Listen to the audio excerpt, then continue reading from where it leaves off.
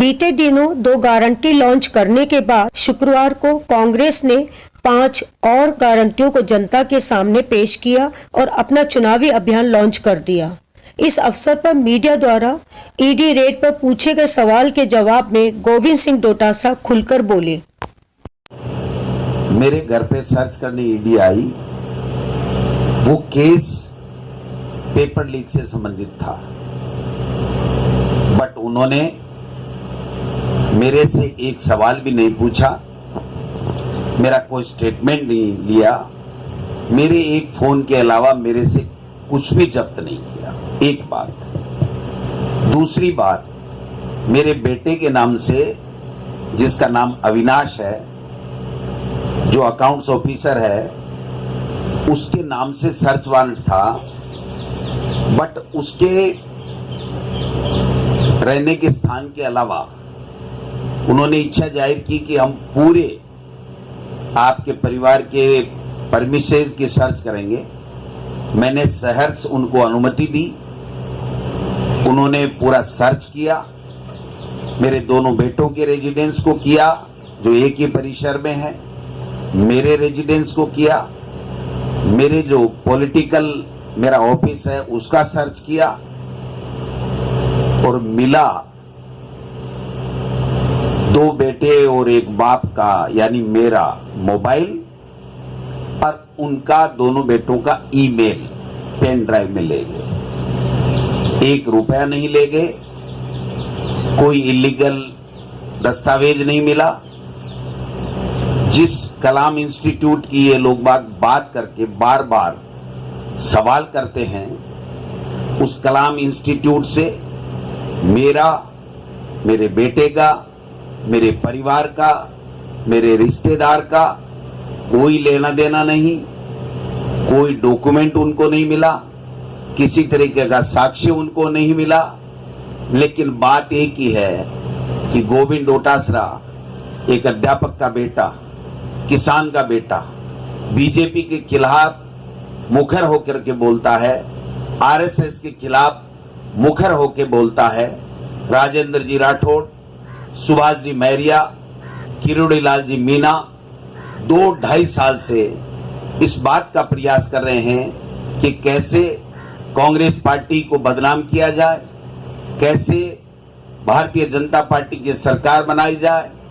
और इसलिए 2-2.5 साल के पुराने प्रकरण में चुनावी आचार संहिता लगने के बाद में नॉमिनेशन के 7-8 दिन पहले जिस प्रकार का वातावरण बना करके मेरे रिश्तेदार के यहाँ, मेरे सरकारी बंगले पे, मेरे यहाँ पर सर्च की गई है, मैं समझता हूँ कि ईडी को तुरंत ये बताना चाहिए कि मेरी भांजी और मेरे दोनों परिसर, जो जयपुर का आवास और सीकर के आवास में, उनको क्या मिला। निश्चित रूप से ये बात अगर वो बताएंगे तो समझ में आएगी। 2.5 साल से जो नेता दिल्ली में जाकर के अपने आला कमान के नाक रगड़ के ये कह रहे हैं कि डोटासरा को रोको, डोटासरा को बदनाम करो, मुख्यमंत्री अशोक गहलोत को बदनाम करो, कांग्रेस पार्टी को क्रेश करो, हम वहां चुनाव नहीं जीत रहे हैं, हमें जीतने के लिए इस तरीके के हथकंडे अपनाने पड़ेंगे। वो हथकंडे जिनको मैं संज्ञा देता हूं, वो अघोषित आपातकाल की संज्ञा देता हूं। जिस तरीके से एक माहौल बना करके केवल और केवल ये साजिश रची जा रही है कि ये चुनाव में काम नहीं कर सके, इनका ध्यान भटके, ये इसी काम में इधर उधर में लग जाएं और सारे के सारे भय के वातावरण में इनके जो आसपास इनके कार्यकर्ता हैं, इनके रिश्तेदार हैं, इनके परिवारजन हैं, वो इनसे दूरी बना लें। मैं ये इसलिए कह रहा हूं कि अगर इनको कुछ भी करना था तो 2.5 साल के लगभग हो गए इस प्रकरण में। 2.5 साल में गोविंद डोटासरा यहीं था, इसका बेटा यहीं था, ये परिसर यहीं थे, तो ये आ जाते। लेकिन मैं एक बात आज कहना चाहता हूं, गोविंद डोटासरा कांग्रेस का वो सच्चा सिपाही है जो राहुल गांधी जी जो कहते हैं कि डरो मत, उस पर विश्वास करता है। एक किसान का बेटा है, एक अध्यापक का बेटा है, ईमानदारी के साथ में पार्टी के साथ खड़ा है, पार्टी के साथ खड़ा रहूंगा। इस शरीर में जब तक जान है, न डरना है न पार्टी को नुकसान पहुंचाना है। मैंने कल भी कहा था कि मेरा कोई भी ऐसा एक्ट नहीं मिलेगा जिंदगी में जिससे मेरे लक्ष्मणगढ़ की जनता को नीचा देखना पड़े, मेरे परिवार को नीचा देखना पड़े या मेरी पार्टी को नीचा देखना पड़े।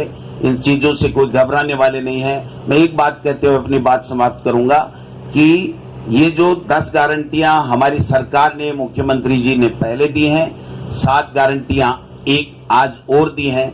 इन 17 गारंटियों को वो एक, हम 17 गारंटी दे रहे हैं, वो एक गारंटी दे रहे हैं कि गोविंद डोटासरा, अशोक गहलोत, अगर कांग्रेस का कोई भी नेता अगर आरएसएस और बीजेपी के खिलाफ बोलेगा, कांग्रेस का प्रचार करेगा, कांग्रेस की योजनाओं का प्रचार प्रसार करके लोगों को राहत देगा, तो हम इनकम टैक्स, ईडी और सीबीआई गारंटी सहित भेज देंगे। ये गारंटी मैं समझता हूं बीजेपी हमारी 17 गारंटियों के खिलाफ दे रही है।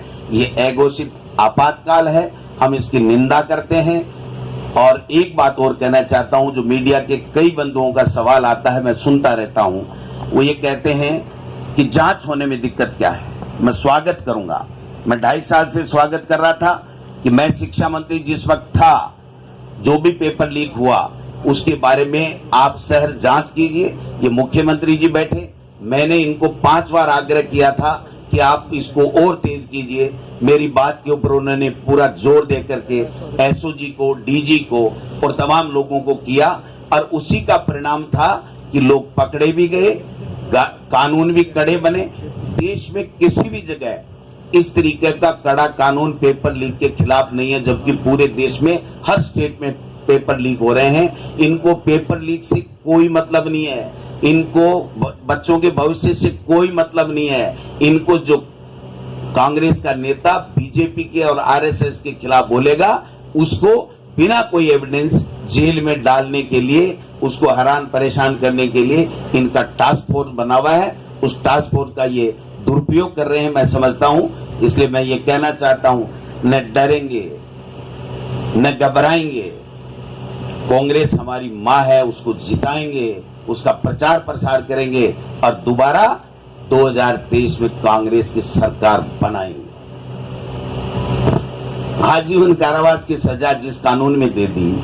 और एक बात बताओ मेरे भाइयों, मैं आपसे पूछना चाहता हूं, सब मेरे मित्र हो, 2.5 साल से गोविंद डोटासरा यही है, परिवार के लोग यही हैं, तो ये आनन फानन में नॉमिनेशन के 4 दिन पहले, 3 दिन पहले क्या कहना चाहते हैं? मैं व्यक्तिगत हमले करता नहीं, लेकिन मैं एक बात कहना चाहता हूं। मेरे खिलाफ सुभाष जी मैरिया, जो राजेंद्र जी राठौड़ साहब के अभिन्न मित्र हैं, वो चुनाव लड़े, वो आज 2 महीने से ये बात कह रहे हैं। उनके वीडियोज आपके पास में हैं सोशल मीडिया के माध्यम से, कि चुनाव को ऐसा रंगीन बना दूंगा कि गोविंद डोटासरा चुनाव लड़ना भूल जाएगा। मैं उन सुभाष जी को, राजेंद्र जी राठौड़ साहब को और बीजेपी के नेताओं को कहना चाहता हूं, अगर जेल में भी डाल दो, गोविंद डोटासरा की जनता, कांग्रेस का कार्यकर्ता गोविंद डोटासरा के साथ में है। जेल से भी जीत के आऊंगा, चिंता करने की आवश्यकता नहीं है। इनके मंसूबे कामयाब नहीं होंगे। ये कायर लोग हैं, ये इस तरीके से वार करना जानते हैं, जनता का दिल जीतना नहीं जानते हैं, क्योंकि इन्होंने 5 साल में कुछ काम नहीं किया, यही काम किया है, ये मैं कहना चाहता हूं।